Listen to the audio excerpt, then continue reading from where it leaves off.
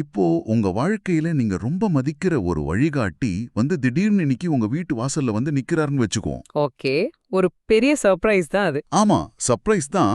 அவர் உங்கள பார்த்து, "உன் மனப்போராட்டங்கள் எல்லாம் எனக்கு தெரியும். உனக்கு தேவையானத தரத்தான் நான் இங்க வந்திருக்கேன்" அப்படின்னு சொன்னா, நீங்க என்ன பண்ணுவீங்க? சற்று யோசிக்காம அதை ஏத்துக்குவோம் இல்லையா? கண்டிப்பா அவர் கால்ல விழுந்து அந்த உதவிய நாம ஏத்துக்குவோம். ஆனா அப்படிப்பட்ட ஒரு வழிகாட்டி கொடுக்கிற மிகப்பெரிய கொடைய வெறும் ஈகோவுக்காக ஒருத்தர் செருக்கால தூக்கி எறிஞ்சார்னா உங்களால அதை நம்ப முடியுதா? நிஜமா இது கேக்குறதுக்கே ரொம்ப ஆச்சரியமா இருக்கு. அதுவும் இது செஞ்சது சாதாரண ஆள் கிடையாது. ஆன்மீகத்தோட உச்சத்தை தொட்ட வள்ளலார். இது பார்க்கறதுக்கு ரொம்ப முரண்பாடா இருக்குல்ல. அவர் ஏன் அப்படி செஞ்சாரு அப்படிங்கிற ஒரு உளவியல் சிக்கலுக்குள்ள போறது தான் இன்னைக்கு நம்மளோட இந்த ஆழமான உரையாடலோட நோக்கம். இப்போ நாம பக்தி அல்லது ஆன்மீகம் பத்தி வச்சிருக்கிற ஒரு பெரிய கற்பிதத்தையே உடைக்கக்கூடிய இடம் இதுன்னு சொல்லலாம். அதாவது கண்ணை மூடிக்கிட்டு எல்லாத்தையும் ஏத்துக்கிறது அப்படின்னு சொல்றீங்களா? எக்ஸாக்ட்லி. பக்தி அப்படின்னாலே எந்த கேள்வியும் இல்லாம சரணடைகிறது அப்படிங்கிற ஒரு பிம்பம் நம்ம கிட்ட இருக்கு. ஆனா வள்ளலாரோட அருள் விளக்க மாலையில வர்ற ஒரு குறிப்பிட்ட பாடல் அந்த புனிதமான பிம்பத்தை தாண்டி மனித மனசோட ரொம்ப சிக்கலான தற்காப்பு வழிமுறைகளோட வெளிச்சம் போட்டு காட்டுது. அந்த 51வது பாடல்? ஆமா, அதேதான். தனக்கு கிடைக்கிற நிபந்தனையற்ற அன்ப மனித மனம் எப்படி பயத்தோட எதிர்கொள்ளுது அப்படிங்கறத ஒரு மிகச்சிறந்த உளவியல் நிபுணர் மாதிரி அவர் அதுல பதிவு செஞ்சிருக்காரு. இப்போ இந்த நிகழ்வோட தொடக்கமே நம்ம வழக்கமா பார்க்கிற ஒரு தேடல் முறையிலிருந்து ரொம்ப மாறுபட்டிருக்கு. பொதுவா நாம தான் ஒரு அறிவை தேடியோ இல்ல ஒரு குருவை தேடியோ அலைவோம். கரெக்ட், நாம தான் தேடி போவோம். ஆனா இங்க அந்த உச்சபட்ச வழிகாட்டியே சிஷியனை தேடி வர்றாரு. "நீ நினைத்த நன்மையெல்லாம் யாம் அறிந்தோம், நினையே நேர்காண வந்தனம்" அப்படின்னு அவர் சொல்றாரு. இது ரொம்ப பெரிய விஷயம் இல்லையா? "உனக்கு என்ன வேணும்னு எனக்கு தெரியும், உனக்காகவே நான் தேடி வந்திருக்கேன்" அப்படின்னு அவர் சொல்றாரு. இதோட உளவியல் ஆழத்தை நம்ம கொஞ்சம் நுணுக்கமா பார்க்கணும். மனிதர்கள் அவங்க வாழ்நாள்ல ஒரு மிகப்பெரிய எனர்ஜியை எதுக்காக செலவு பண்றாங்கன்னு நினைக்கிறீங்க? பணம் சம்பாதிக்கிறதுக்காகவா? அதுவும் இருக்கு. ஆனா மனதளவுல பார்த்தா தங்கள மத்தவங்களுக்கு புரிய வைக்கிறதுக்காக தான் அதிகமா செலவு பண்றாங்க. ஏன் வழி இதுதான், நான் இதுக்காக தான் இப்படி நடந்துகிட்டேன், என்னோட நோக்கம் இதுதான் அப்படின்னு குடும்பத்துக்கிட்டையும் சமூகத்துக்கிட்டையும் தொடர்ந்து நாம நம்மள விளக்கிக்கிட்டே இருக்கோம். ஆமா, ஒரு வழக்கறிஞர் மாதிரி. கரெக்ட். இது ரொம்ப கடுமையான ஒரு மனச்சோர்வை கொடுக்கக்கூடிய ஒரு விஷயம். எக்ஸாக்ட்லி.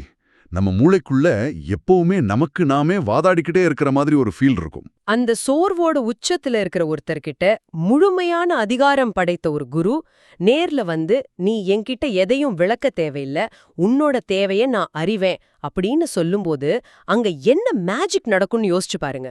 ஒரு பெரிய ரிலீஃப் கிடைக்கும். ஆமா, அங்க சிஷ்யனோட ஒட்டுமொத்த சுமையையும் குரு ஒரே வார்த்தையில இறக்கி வச்சிடுறாரு.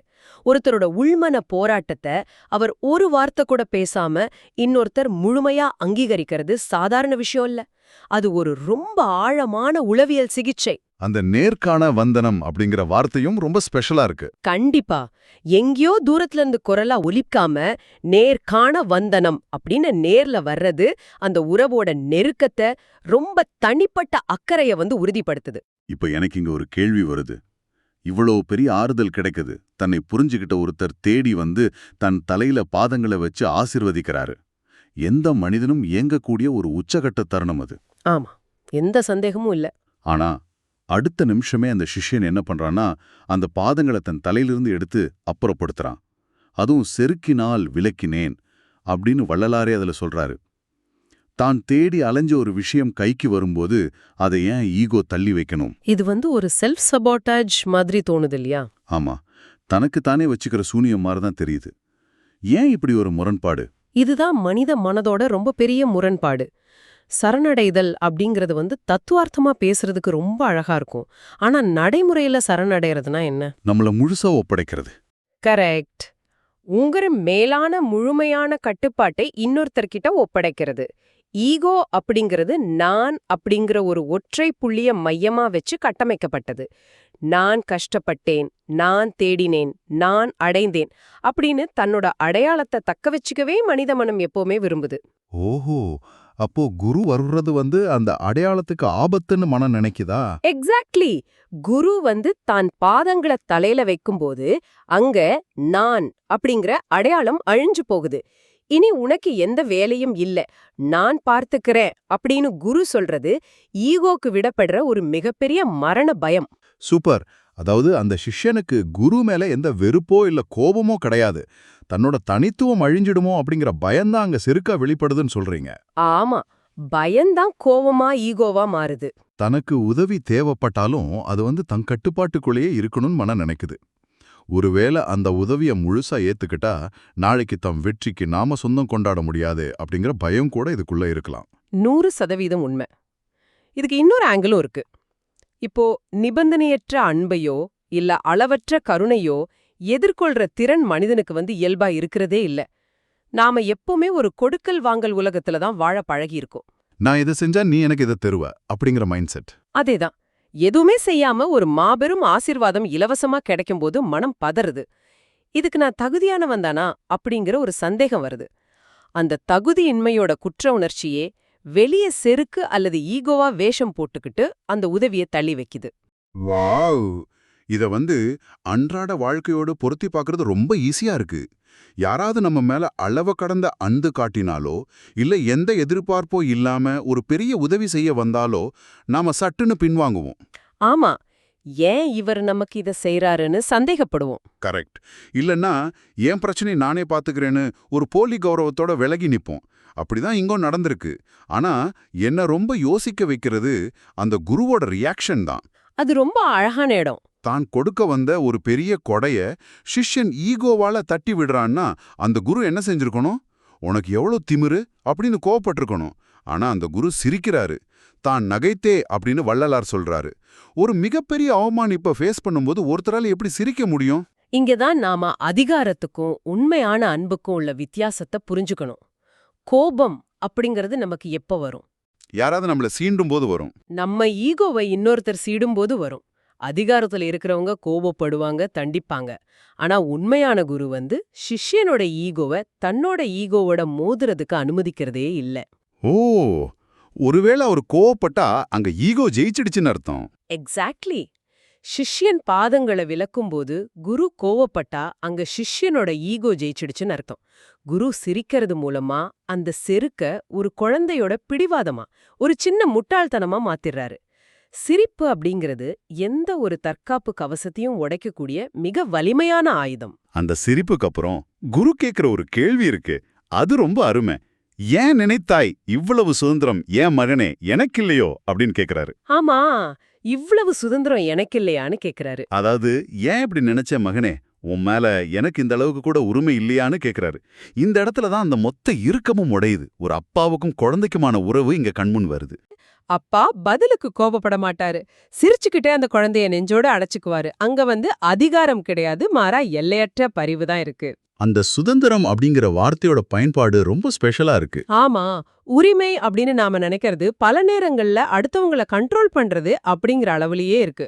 ஆனா குரு இங்க பயன்படுத்துற உரிமை என்னன்னா, நீ என்ன வெறுத்தாலும் உன்னை தள்ளி வச்சாலும் உன்னோட நல்வாழ்வுக்காக உன் மேல ஆதிக்கம் செலுத்த எனக்கு உரிமை இருக்கு அப்படிங்கிறது. அது அன்போட உச்சகட்ட உரிமைன்னு சொல்லலாம். கண்டிப்பா.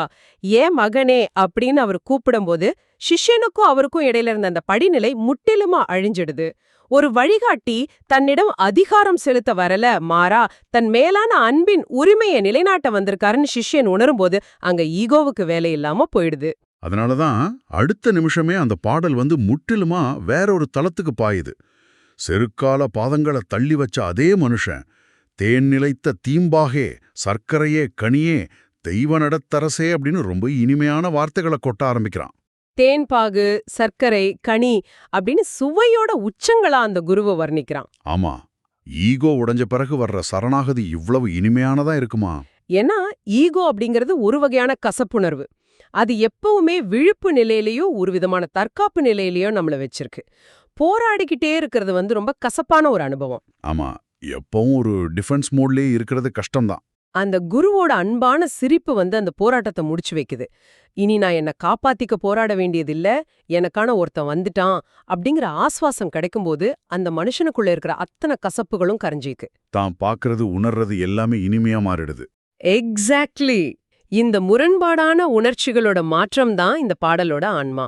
அந்த இனிமையோட நிக்காம பாடலோட கடைசியில அவர் வைக்கிற ஒரு முத்தாய்ப்பான வரி என ரொம்பவே சிந்திக்க வச்சது. என் சிறுமொழி ஏற்றுலே அப்படின்னு முடிக்கிறாரு.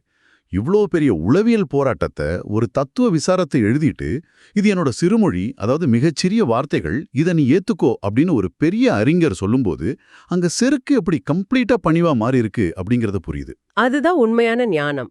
ஈகோ இருக்கும்போது மனிதன் செய்யற பெரிய காரியங்கள் கூட ஒரு வெற்ற ஆடம்பரமா தான் இருக்கும். ஆனா ஈகோ அழிஞ்ச பிறகு அவன் தன்னை பிரபஞ்சத்தின் முன்னாலோ இல்ல தன் குருவின் முன்னாலோ மிகச் சிறியவனா உணர்றான். அந்த உணர்வு ஒரு பொய்யான அடக்கம் கிடையாது இல்லையா? கண்டிப்பா இல்ல. அதுதான் யதார்த்தம்.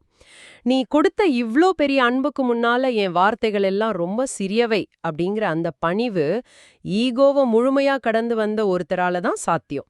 அந்த பணிவு தான் அவரை மேலும் உயரத்துக்கு கொண்டு போகுது. வாவ்!